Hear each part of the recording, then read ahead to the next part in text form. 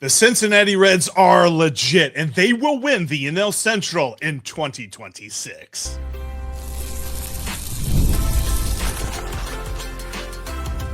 You are Locked On Reds, your daily Cincinnati Reds podcast, part of the Locked On Podcast Network, your team every day. Hi there, I'm Stephen Offenbaker. He's Jeff Carr, and today's podcast is brought to you by MLB The Show 26. Visit MLB The Show/Locked On and use promo code Locked On to unlock a pack for use in Diamond Dynasty. Available now on PlayStation 5, Xbox, and Nintendo Switch. Rated E for everyone. On today's show, a little bit later, we'll tell you which Cincinnati Reds player is going to be flying under the radar a little bit, but it won't be all season long. In a few minutes, we'll get to the most important player on the Reds roster if their aspirations this year are to truly make the playoffs. And we will begin with the division because that's what it's all about in 2026. Because for these Reds to do those things, they need to win the National League Central, Jeff. And I think that is really the theme. That is the key. They're done being scrappy. They're done being young. We're done with the talk about the window is partially open early because somebody was, born on a certain day. All of that is done. This team is legit. It is built to compete, and they are going to try to win this division right now in 2026. The time is now, and the Reds are better. Whether you're looking at the pitching staff or the lineup, the Reds are better. Let's start with the pitching, though, because I think that that's key. Right now, everyone is worried about it. Hunter Greene is out till July. How on earth can a team that is missing its ace win the division? Well, they've got the pitching that the Cincinnati Reds have, because even though Hunter Greene is out till July, Rhett Lauder and Brandon Williamson are back. Both guys have looked pretty good this spring. And while it's really tough and quite frankly impossible to know anything about a pitcher as you watch them in spring training, it is key to note that both guys have had a good spring camp. And while Brandon Williamson is still working on getting that routine down as he's coming back from Tommy John surgery, and I think that we will see this interesting six-man rotation where Chase Burns is used as a piggyback relief guy, long relief guy, to throw about 4 innings in a start on top of either Rhett Lauder or Brandon Williamson. I think that's all going to figure itself out pretty quickly, and we will see the best version of the Reds rotation without Hunter Greene quickly into the month of April. That's not going to be something that is awkward and bogging things down and forcing things into tough spots. And while everybody's worried about that bit, Andrew Abbott, Nick Lodolo, and Brady Singer are going to anchor this rotation without Hunter Greene. We're talking about 3 of the most stable pitchers that, had they been on any other Reds pitching staff, would be the unquestioned top of the rotation. But with Hunter Greene in the mix, these guys feel like the supporting cast. And I think that we will see very early on and often why they are so much more than that.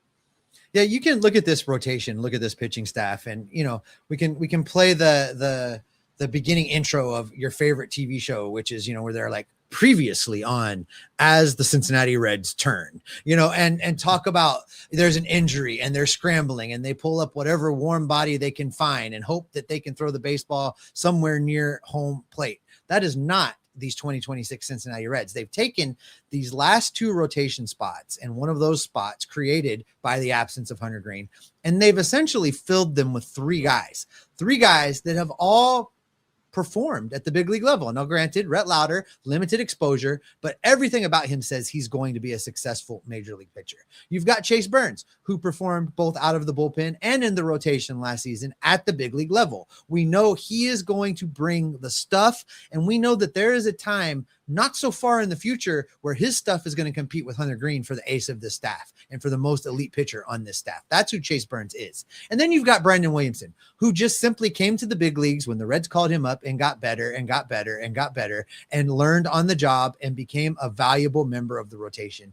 He's doing those things even now. When we talk about his routine, I think that wasn't really, I said this at the time when the team said this, that's code. It's code for he's not recovering in the 5-day window.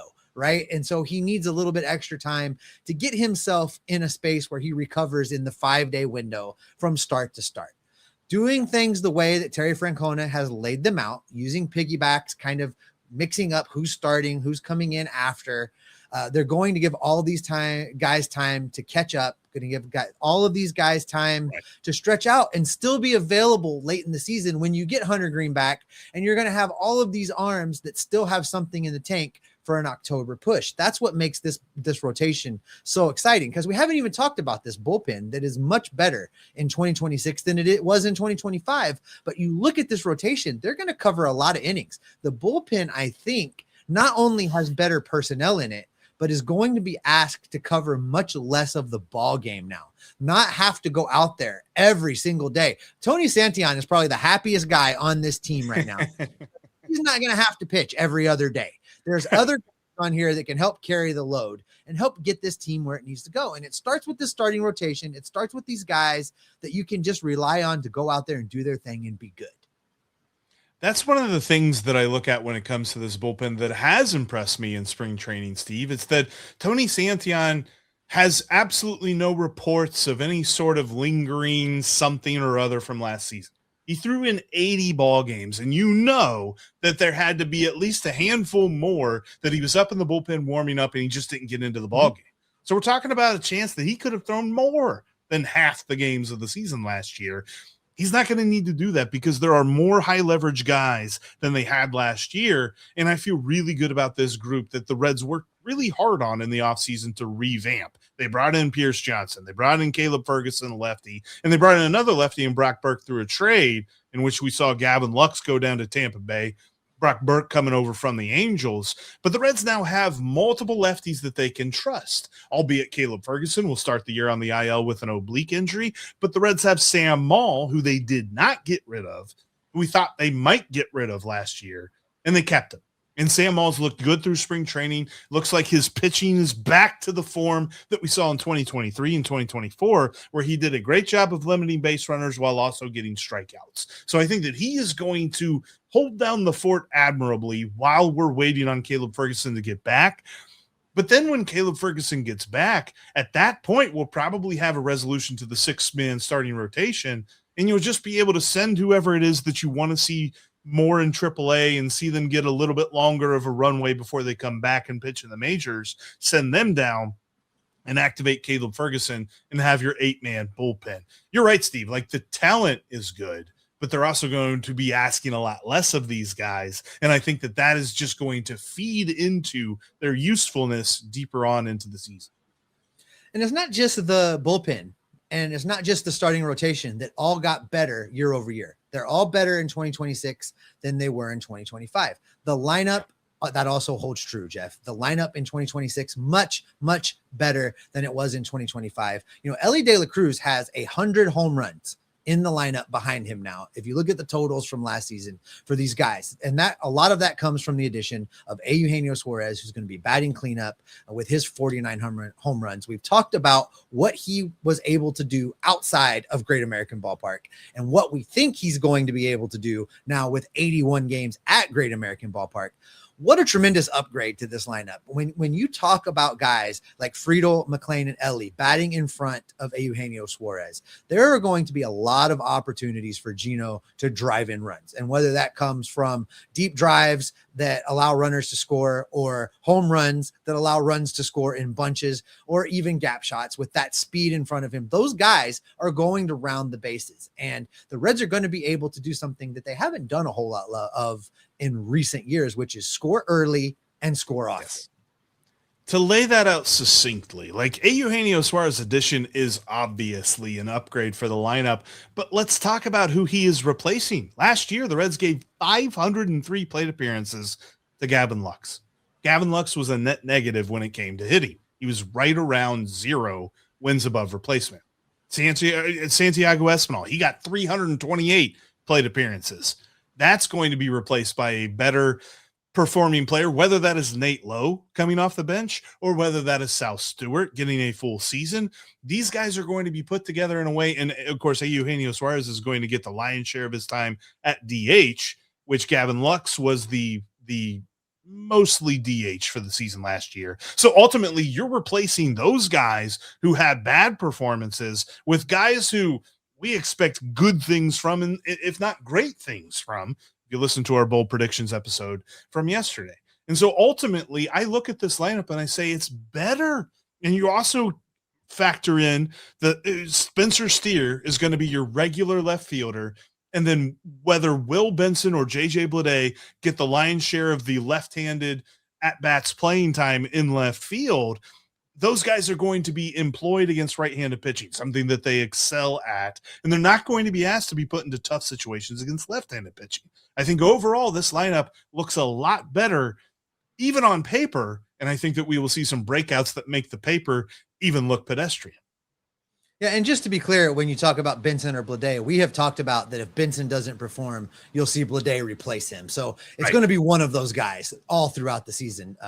But if Will Benson comes up and performs, it'll be him. I think he'll stick. Listen, Jeff, it's exciting to look at this team. This team is built to compete. We talked in yesterday's show about how they compare kind of with the rest of the division and what we think they're going to do. I think this team is just ready to go. They are ready to break out. They're ready to do some things. And that's going to start with the guy that is probably the most important player on the roster in 2026.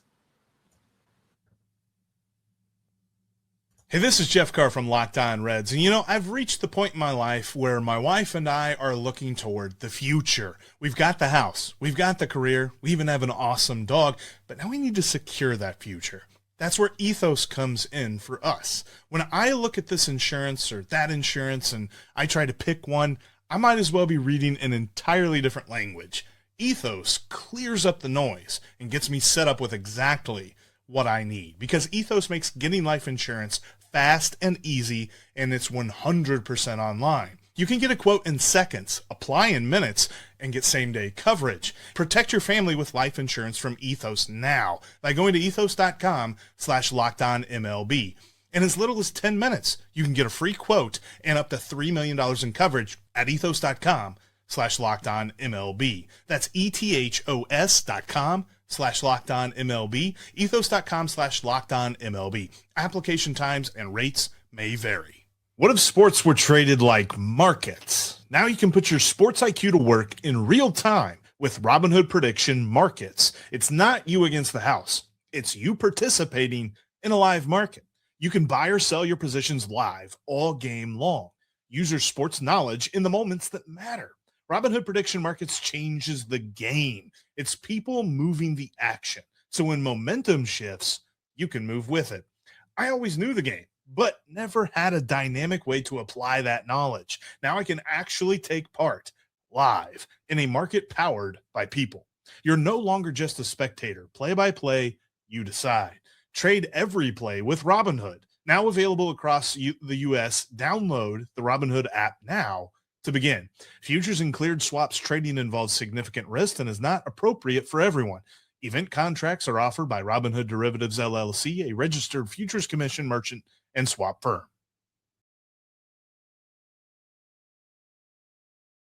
Thank you guys for being everydayers. We appreciate you being here each and every day, listening or watching Locked On Reds. We know you live this team. We know you love this team. Now you can elevate your game just a little bit by joining the Everydayer Club. It's over on the audio side. If you would like ad-free, uninterrupted Locked On Reds, check out lockedonpodcast.com/everydayer right now. You're going to get an ad-free version of Locked On Reds, $5 a month, $50 a year. It's also going to give you exclusive access to the Locked On Discord server. Not just Jeff and I in there talking ball. Oh, no. We have got a channel for every single show on the entire Locked On network. You can talk ball until you get tired of talking ball. There are so many people in there that know the game that are talking ball. Check it out today. Use the promo code March, a few days remaining, to get a free month of the Everydayer Club. Follow that link. It's also down in the show description. Okay, Jeff. If the Reds are going to do it, if this lineup is going to go, if this team is going to win the division, if the Reds are going to win a playoff series, it's going to start with the most important player on this roster. I don't know if we agree on who that is, but I'm going to throw out a name. I think this thing will be driven by the second baseman, Matt McLain. I like it. I have a hard time disputing it because I feel like last year it was key and it was clear that he wasn't the guy that the Reds needed him to be. And because of that, the lineup had a hard time catching up. Matt McLain hit second to begin the year last year, as he is going to begin this season too. He's going to be hitting second in the Reds lineup. And after it was clear that he just wasn't going to perform in 2025. The Reds had a hard time figuring out who was going to hit second. In fact, they never did, because when you look at Baseball Reference, one of our favorite websites to get information about our favorite game and our favorite team, they had a split OPS plus when it came to the number 2 hitter in the Reds lineup compared to the rest of the number 2 hitters in Major League Baseball.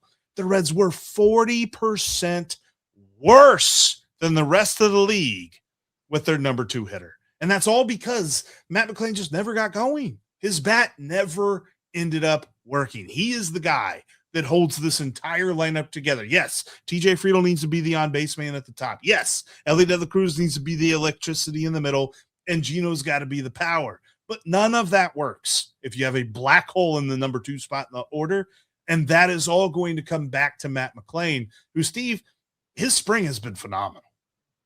Yeah, he looks comfortable. He looks like he's able to swing the bat the way that he wants to. He's been able to protect the low and away and get out there on that breaking pitch. And he was not able to guard that spot in the strike zone last season. In fact, his season was so bad last season, Jeff, he dropped from 27% better than league average in his rookie year to being 26% below league average, a 50% swing. Yeah. That is not the guy that he is. The guy that he is, I think, is the guy we've been seeing out in Goodyear right now.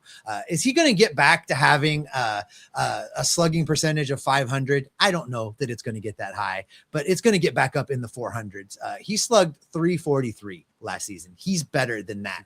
He's going to help drive this engine that is the lineup, and he's going to give you Gold Glove level defense at second base while he's doing it. And he's going to be the primary fill-in for Elly Cruz, who we have been told will get days off in 2026. Yes. So we will see Matt McLain at shortstop. Folks, that's his best position.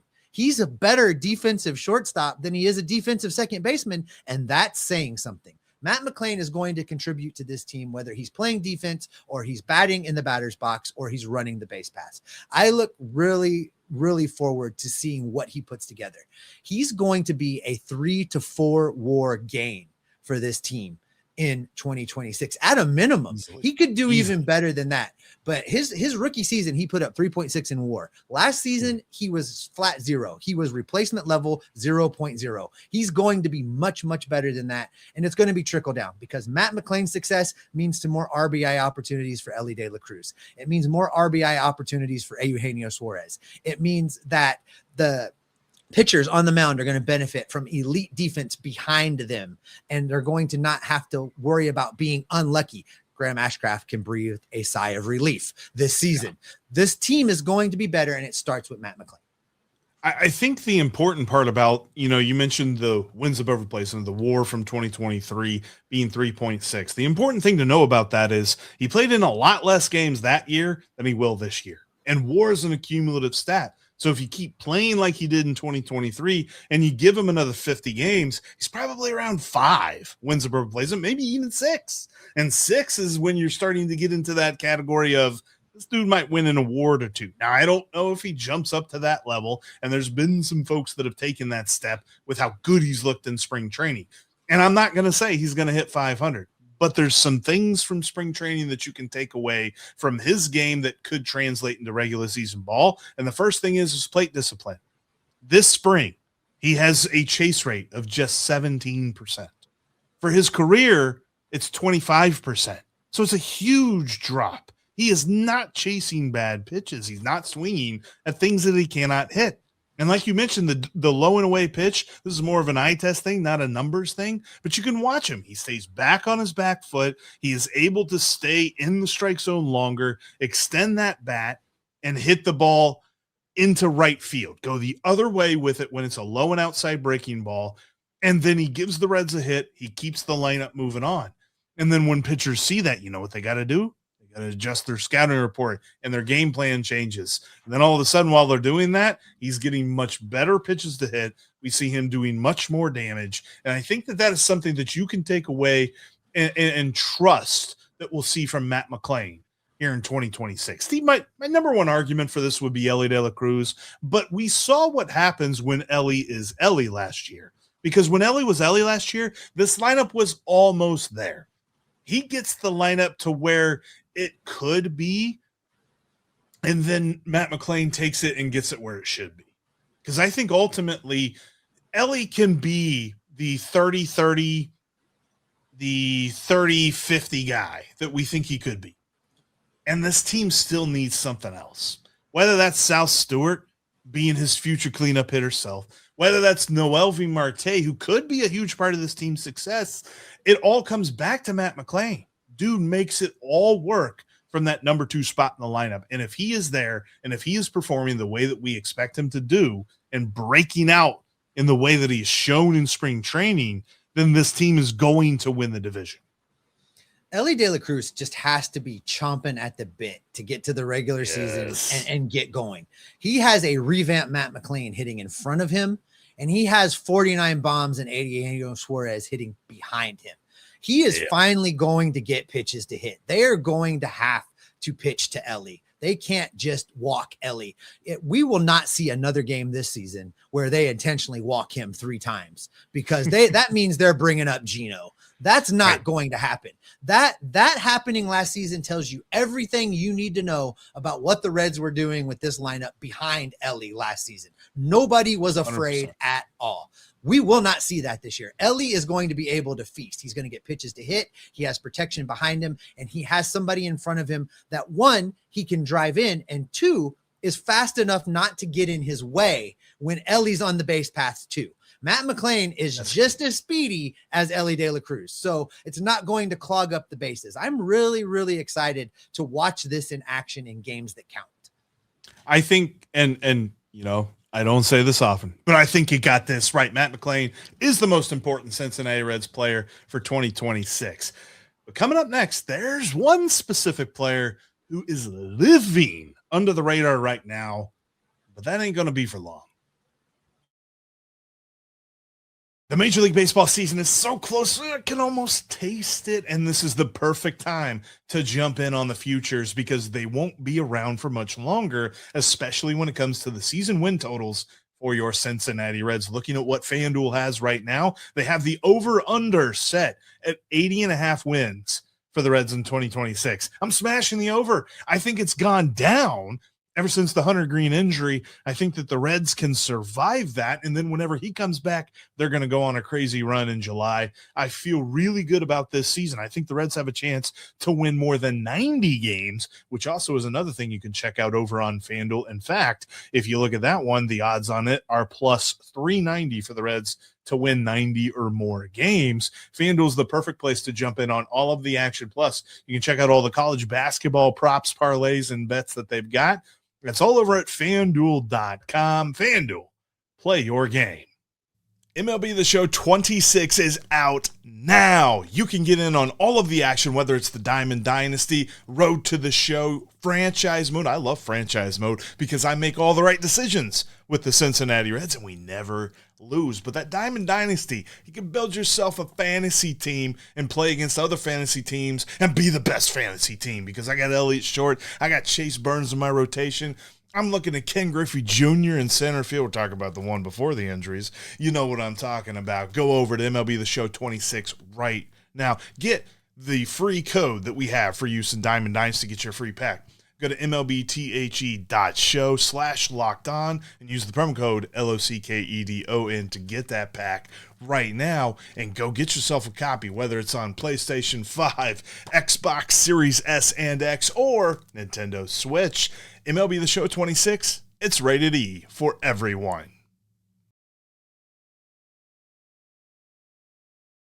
Keep the conversation going with Steve and myself after the show is over. You can do so on X at S. Offenbaker with 2 Fs for Steve, at Jeff Carr with 3 Fs for me, and at Locked On Reds for the show. In fact, you can follow at Locked On Reds on every social media outlet there is. All right, Steve, we've talked about the most important guy to the team and why the Cincinnati Reds will win the division, especially if Matt McLain does his. Well, right now, there's a dude that is absolutely invisible. He's flying underneath the radar so much so you'd feel like he's covered in camouflage out there on the baseball diamond. And that is the man who is behind the plate when it comes to pitching. I'm talking about Tyler Stephenson, because catcher number one kind of feels like everybody's just sleeping on him right now.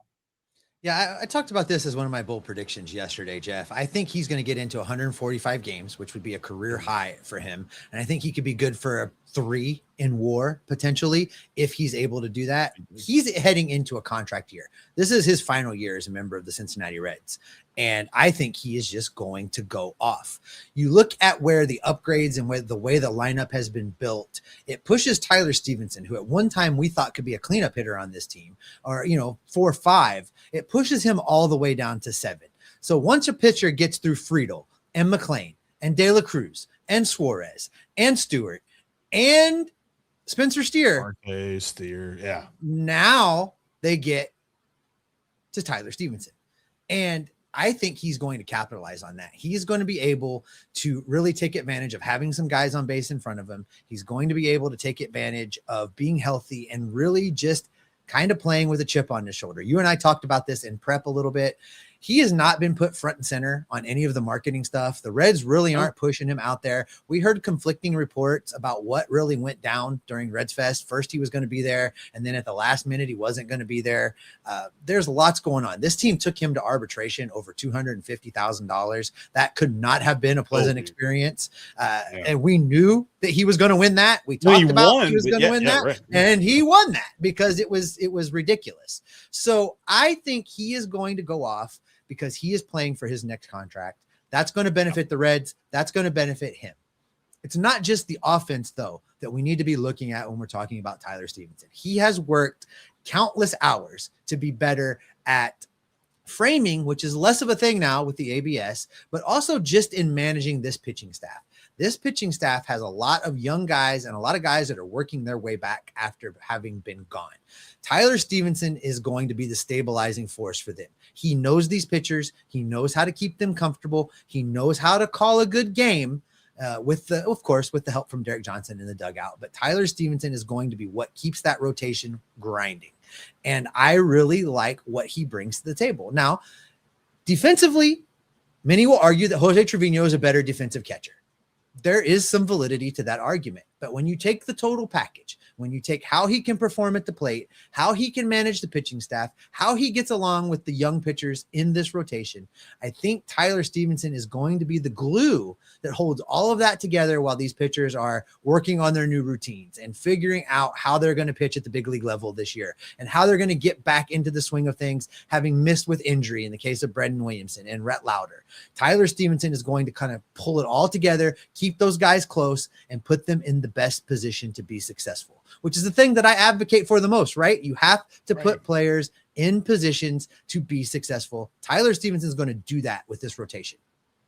And the thing that's going to get him paid, though, is his bat. And that's got to be the thing that goes this year, because I feel like the rest of the league has passed on him.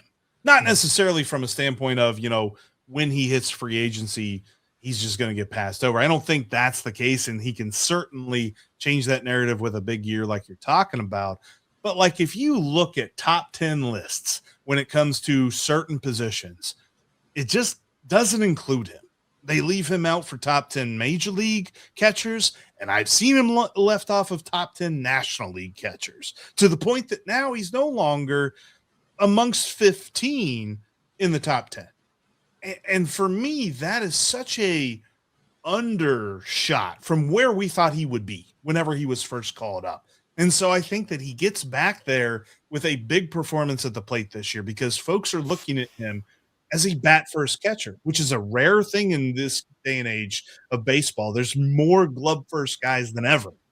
And he is one of the few bat first guys. So if his defense can just be a net negative and his hitting really takes off, then we're talking about that guy that's going to get the big contract. Because you and I both believe that this is his final year in Cincinnati. I mean, you talked about him not being front and center. You talked about the weirdness about Reds Fest. But just in general, there's been reports over the past couple of years that the Reds have tried to offer him contracts to the point that they were so low that he didn't even counter. And he didn't even feel like he needed to come back to the table. And so I think that bridge has been burned. And this is it. This is the last year that Tyler Stephenson will be a Cincinnati Red. I hate to say that. I'd love to see him be here for much longer because I love watching him play. But to see where he is right now compared to what we expected when he was first called up, definitely has some work to do. And I don't necessarily know that he will ever live up to the hype that we had back then. But if he can have one more big year for the Reds and help them get to a division championship, help them advance into the postseason, we will remember him much more fondly than some of the other names that we can conjure up who have played behind the plate for this team. Wouldn't it be something if he hit 40 home runs in a contract year? I'm just saying. Somebody said that. I think throwing that number out there. Somebody did say that at one point in time. Before we get out of here, I want to hit on something that you kind of picked up on a second ago, which is we're talking about that lineup. We haven't mentioned where Noelvi Marte fits in there. And you're right. As I was thinking about it, as you said it, Tyler could be batting 8th in this lineup. Yeah. And that is a heck of a number 8 hitter to have on your team. You know, what was it? A couple of years ago, Will Benson was the best number 9 hitter in Major League. Well, we might have the best number 8 hitter in Major League Baseball when it comes to Tyler Stephenson hitting down there. But it's so weird to talk about him in that light. Looking at a couple of other guys who are like flying under the radar, we've talked about him a little bit early on in this show, but kind of feel like Brandon Williamson's that guy where it's like, yeah, it's Rhett Lauder and it's Chase Burns at the end of the rotation. And I have been saying that all spring training that I thought that the 5th starter spot went back when Hunter Greene was healthy, was a battle between Rhett Lauder and Chase Burns, and Brandon Williamson was depth. I think that he has shown this spring that needs to be amended and that people need to pay more attention to him. Regular season performances will do that. I'm not going to go crazy over spring training performances, but all reports from the backfields and from bullpen sessions and stuff like that outside of the games that we hear and see in spring training have all said that this is the best that Brandon Williamson has ever looked, and that includes his time with Seattle before he was acquired by the Reds. And so there's probably something to this, and hopefully he will show us very quickly that he is not to be forgotten when it comes to this starting rotation. And instead of just a guy that we are marking down as, yes, we feel good about the depth of this starting rotation, we can start counting him in the top 5. Absolutely. It's going to be fun to watch. It's going to be fun to watch it play out. And ladies and gentlemen, you did it. We have reached the end of the long, cold winter. Opening day is tomorrow.